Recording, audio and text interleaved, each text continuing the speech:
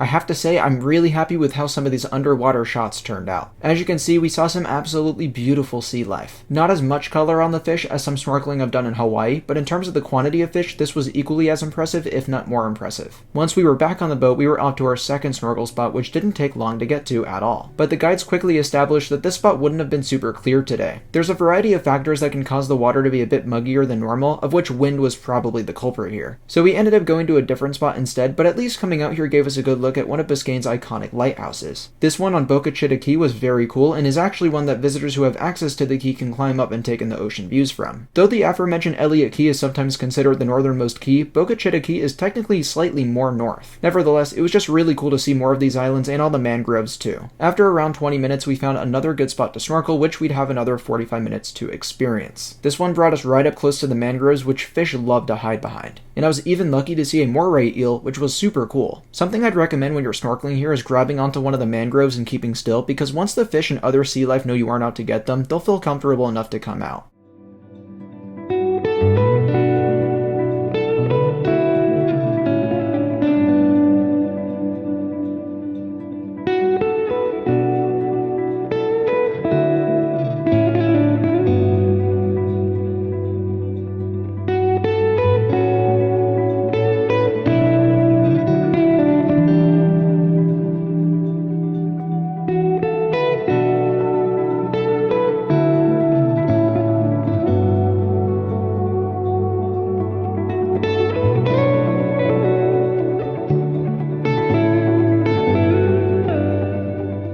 I love snorkeling. It's probably one of my favorite things to do outdoors. And to those of you who haven't had a good opportunity yet, get your hands on some gear and come out to this super unique national park. Biscayne National Park is not one I had very high hopes for. Of all the other 62 national parks in the country, this one was just never really high on my bucket list. But after visiting, I can completely understand why it was in the interest of so many to set it aside as a national park. Preserving the third largest coral reef is obviously important, and luckily there's a third national park in Florida that protects some more of it that we'll talk about in the next episode. If it wasn't obvious enough by the footage, we weren't able to get out to the coral reefs of Biscayne because the water wouldn't have been clear enough to really take it in. But I'm so pleased with what we did experience that I'd absolutely come back again on a day with more underwater visibility. So thank you all so much for watching, stay tuned for more Florida content here on Travel Dash, and I'll see you all very soon.